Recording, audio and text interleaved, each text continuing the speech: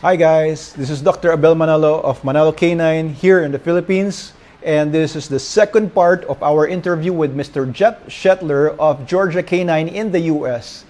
And if you don't know, Mr. Jeff Schettler is the world's authority in canine tracking and trailing, so we'll learn a lot from him once again. Before we start, I would like to please remind you to subscribe, follow, and like our pages and YouTube channels so we can benefit more dog lovers and dog people here in the Philippines and abroad. Without further ado, Mr. Jeff Schettler.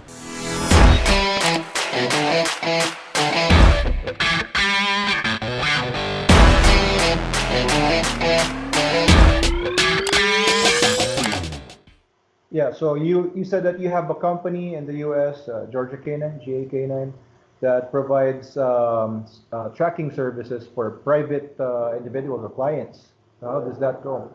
Yeah. Well, we do. It's actually for military and law enforcement, Okay. but we also train search and rescue. The search and rescue people are private; they're volunteers, much like in the Philippines. What we do is we teach them how to use their dogs to successfully locate missing persons to help their communities. Yeah. So have you been here in the Philippines before? Have you been here before? Yes, How many times? I have. I come to the Philippines 5 times this year. Well, I'm sorry, 2019. 2019. Okay, so 2019. And I'll five. be there.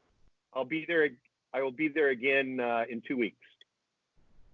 Oh, okay. Why do you go here so often? Because my fiance is Filipina from Davao. Okay. Because we were waiting for you last year at the Canine Conference, the International Canine Conference that Buckdex was preparing for, and then you didn't came, so everybody was crying and sobbing. Well, I'll be there next time. This last year I was in Europe teaching. I had too many commitments. In 2010 or 2011, there was this big typhoon. It was called Ondoy. Yeah, I remember. A lot of people died, and near our place there was this hill that fell down a lot of houses down below. So a lot of people could not be recovered because they were stuck under the mud and everything. So they were trying to ask for our help. We had one tracking dog that we just kept, for like years without doing much. And at that time we deployed that dog, but she wasn't able to find any because maybe the mud was too thick. So do you think that with your visit here this year, you can convince some people to start doing tracking, or maybe what can we do? Should we start a club or something? I can help, but what it takes is it takes one person there that has a passion for this work that can prove to the people in the Philippines and the government how Mhm. effective and how important this is, because it's a tool to find people and human scent that can't be replicated any other way. There's no other possibility to do what these dogs can do. And if you think about it, if you have one dog, just one dog, that tracks down one missing child at risk Mm-hmm. and saves that child's life, Mm-hmm. think about the value of that. I mean, that just one child pays for one entire program for the entire life of the dog. There's nothing more important than a child's life. And I think that the issue in the Philippines is just the application. Nobody understands how to apply it. And what we need to do is we need to get one or two or three people that are good with the dogs, that know how to use them, that Mm-hmm. are effective. And as soon as that happens, I guarantee you, everybody will start to do it. It has to begin somewhere. But right now, there's not anybody that really knows what to do or how to do it. And that's where I come in, because I can help train a couple people who then begin to train more people themselves. Yeah, so that's interesting. So yeah, you were telling us a while ago that just find one person. I mean, yeah, that's a very big thing for that It would mean the world for somebody, who lost their loved one. And I think I'd be interested too, because most of our clients now at Manalo Canine are asking for explosive detection dogs, a little bit of narcotics detection dogs, and patrol dogs, but nobody asks us for tracking dogs, except for a few. I think one person was looking for a missing cat, one was looking for a missing dog. Yeah, Can yeah. tracking dogs Well, do that? in Europe, about 10 years ago, I trained some of my first European German handlers, and now they work for the company, and 90% of their clients are just tracking for sport and for fun as a hobby. Mm-hmm. And of course there's working search and rescue and police, but they have many customers who just do it like obedience or sport. It's for fun and for a pastime. And they're so busy that it's their full-time jobs. I actually have 25 trainers in Europe that's all they do. Yeah, that's interesting because most of our viewers aren't really into the canine business and stuff like that, but they have dogs and maybe they want to do something special with their dogs. Tracking training could be one thing.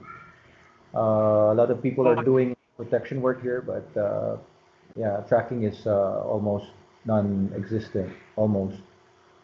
So maybe you could I have mentor us. So if our viewers would want to start like a hobby with tracking, what kind of dog do they have to have, or what kind of breed, or what kind of characteristics their dog has to have?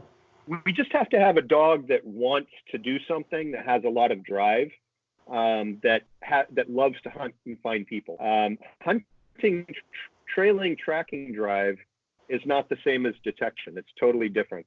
And you just have to have a dog that really likes people a lot.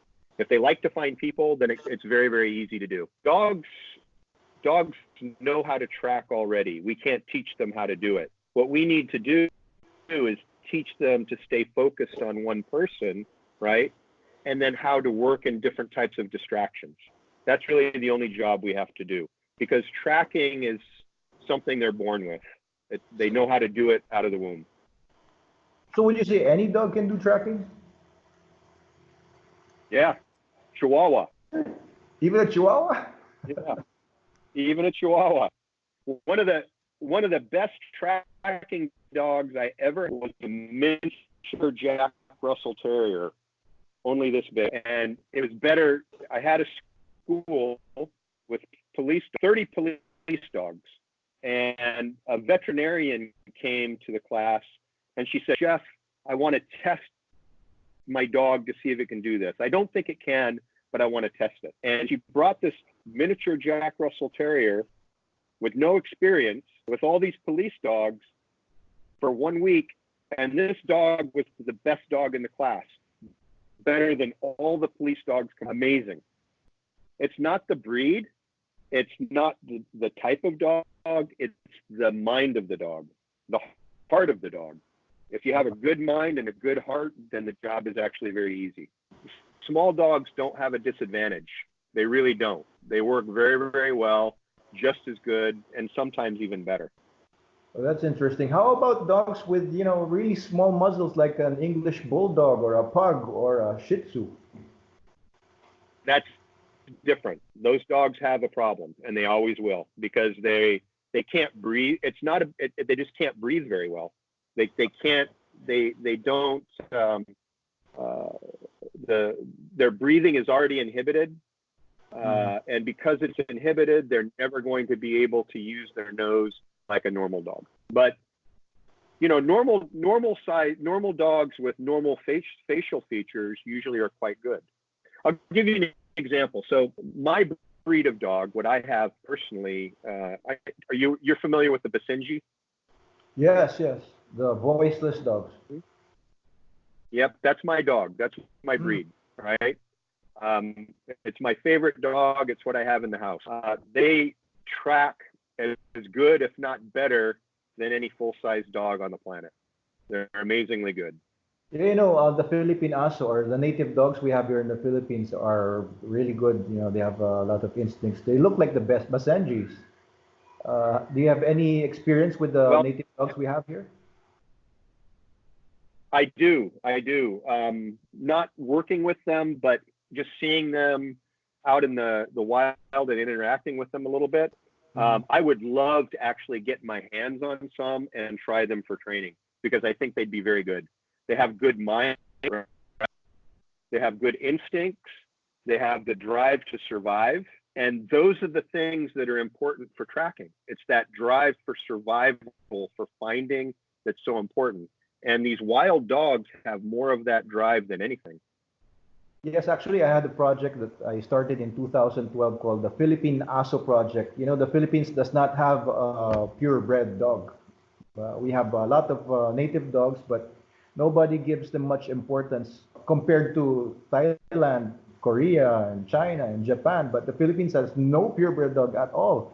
So I think if we can highlight what the Philippine ASO or the Philippine dogs have, maybe people will start giving notice to these native dogs, and we can start a breeding program for really good Philippine ASO dogs. Bring one to Clark and we can practice. Yeah. That's what I was thinking. But maybe there are some dogs that Yeah. buck there. For a person who wants to do tracking, how much time, and effort or money does he has to spend to have a tracking dog from green dog Well, to I full think time? I I think if you want to be really good, you should spend 2 to 3 days a week working with the dog. How many hours a day? As many as you want, but not more than the dog can handle. I would say 2 to 4 hours max. Maybe Yeah. we can actually do an interview working dogs in the field, Yes. We can do that. right? Yeah, We can our do it place is live. about 3 to 4 hours away from Clark. So you're also welcome to visit our training center. The guys will bring you around, will show you around if you're not too much in a hurry when you're here. So I hope that Okay, you can I'd love to. come with us. Well, we're spending some time there. I'll be there some days before we start and some days after. Yeah.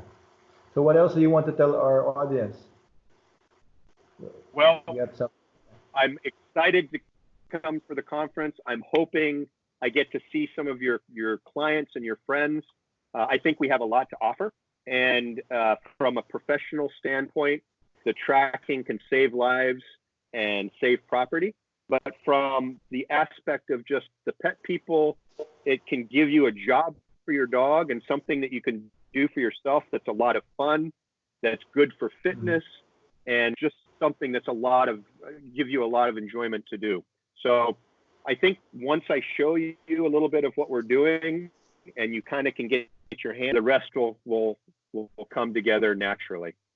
You'll see how much fun and how easy it is to really do it. All right. One last question. When it comes to nutrition or like supplementation or anything that has to do with the dog's health, what special care or diet does a tracking dog has to have?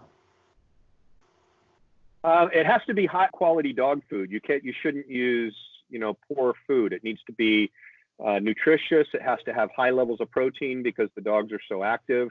Mm. And I prefer primarily grain free diets. I like to use a lot of raw foods. And these are the things that I think nutrition is probably one of the most important parts of anything to do with dogs. And if you don't give this working dog an athlete's diet, it will never work at the level that it should. And I know, Dr. Manalo, this is something that's a big interest in you, and it's something that you've really pioneered quite a bit in the Philippines. Yes, because our dogs in the field, I designed the formula for them so that they won't be so full, but they'll be working well in the field and they got all the nutrients. I'll give you some samples. Do you have a dog here in the Philippines with your fiance? Yeah, I'll give you Yes, some we actually have. samples of super dog nutrition, and you can try Yeah, it out. we, Uh, we it- have two. yeah. We have Nico and Zemer. They're not working dogs, but we'll try the food with them. but Flary really wants a German Shepherd, so I think that's going to be her dog. She wants to do a working dog herself and have it for the house, and she wants to try a German Shepherd. A German Shepherd. You want a Belgian Malinois? I'll give you one. I have some really good pups. Yeah, we'll have Flary come take a look. Yeah. Sounds good. I'll give you one. I got some dogs here. When you visit, you can choose whichever you like. Well, I'm really excited about seeing your facility. I'm looking forward to it. Thank you for the invitation.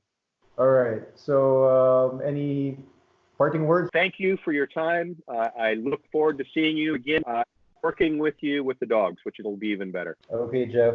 Thanks a lot. This is a really big thing for us. A lot of Filipino dog owners would be so happy to see you being interviewed by me, a Filipino, and you're the world's expert in tracking canine, and it's an honor for you to be featured in our video. So thanks a lot, Mr. Jeff Schettler. We hope to see you more of you soon. Thank you. Thank you.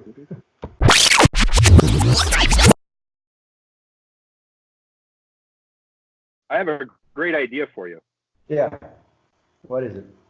So when we get together in Clark in July, you'll have I think you'll have some of your staff there with you, correct?